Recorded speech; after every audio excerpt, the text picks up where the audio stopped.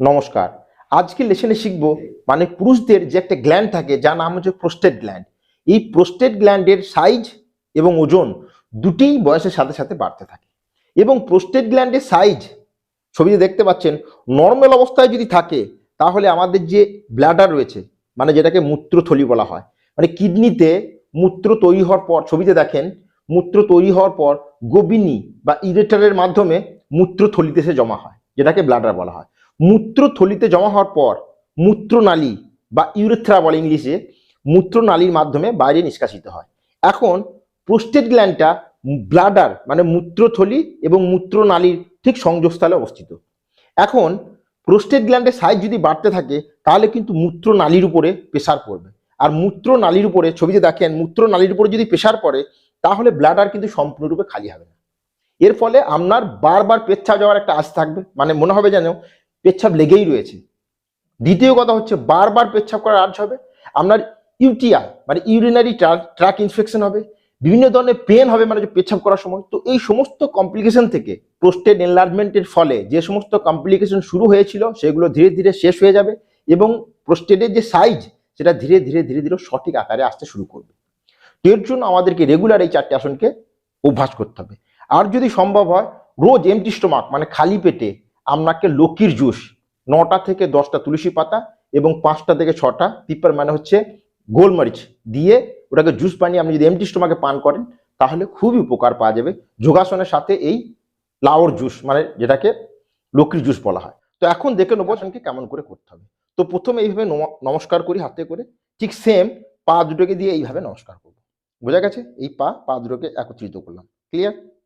এবার আমরা যদি এই অবস্থায় আসতে অসুবিধা হয়, আমরা যদি এই অবস্থায় আসতে অসুবিধা হয় তাহলে মাটিতে রেখে পা দুটোকে এইভাবে একত্রিত করবেন, মানে জোড়া করবেন এইভাবে। ক্লিয়ার? এরপর এই যে আঙুলগুলোকে ইন্টারলক করা হলো, এরপর হাতটাকে পায়ের মধ্যে ফাঁসিয়ে এইভাবে, দেখা যাচ্ছে এইভাবে। এবার শুরুর দিকে আপনার এই যে দূরত্ব মানে পেলভিক ফ্লোরের সাথে এই যে আপনার যে পায়ের যে দূরত্ব এটা একটু বেশি থাকতে পারে।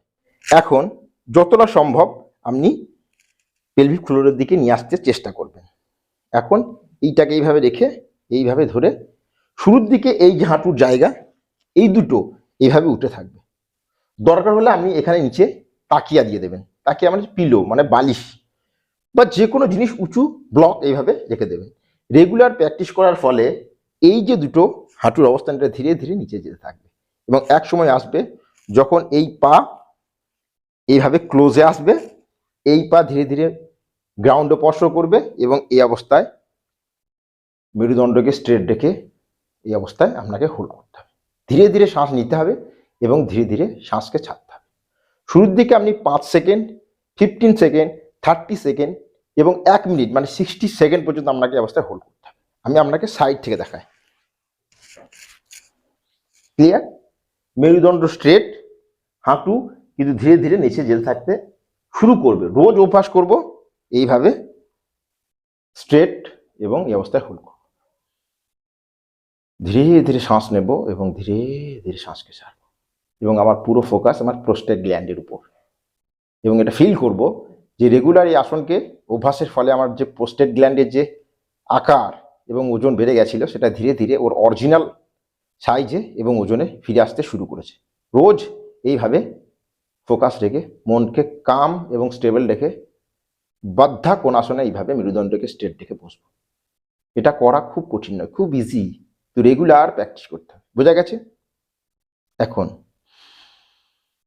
ফুল শ্বাস নিয়ে শ্বাস ছেড়ে রিল্যাক্স। এখন এই অবস্থায় এটাকে বলা হয় বাধ্যাকোণাসন। এরপর ফিঙ্গারগুলোকে এক অপরের সাথে ইন্টারলক করা হলো এবং ফুটটাকে এইভাবে ধরে এখন এটাকে বলা হয়, যখন আমি এটাকে সেকিং করব মানে ঝাঁকুনি দেবো, মানে তিতলিরা মানে যে বাটারফ্লাই প্রজাপতিরা যেমন করে পাখনা দুটোকে এইভাবে সেকিং করে এভাবে সেকিং করতে থাকবো। সেই জন্য এই আসনের নাম হচ্ছে তিতলি আসন বা বাটারফ্লাই পোজ, কারণ বাটারফ্লাইয়ের পাংখার মধ্যে এই দুটোকে হেলাচ্ছি সেই জন্য। এটা খুবই গুরুত্বপূর্ণ প্রোস্টেট গ্ল্যান্ডের মানে সাইজকে ও সঠিক আকারে নিয়ে আসার জন্য। এটাকে রেগুলার 30 to 60 সেকেন্ড, যদি শুরুর দিকে মানে অসুবিধা হয় তাহলে 15 থেকে 30 বার করবেন। এইভাবে ধীরে ধীরে শ্বাস নেবেন, ধীরে ধীরে শ্বাস ছাড়বেন। এবার যখন প্র্যাকটিস হয়ে যাবে তখন এইভাবে আরামসে বসে বসে, এর ফলে কি হবে, আমরা যে পেলভিক ফ্লোরের যে অর্গানগুলো রয়েছে মানে ইন্টারনাল অর্গানগুলো, এই সমস্ততে মাসাজ পাবে এইটা চালনা করার ফলে। তো অটোমেটিক্যালি আপনার ইন্টারনাল অর্গানগুলো সুস্থ হতে শুরু করবে। তো বোঝা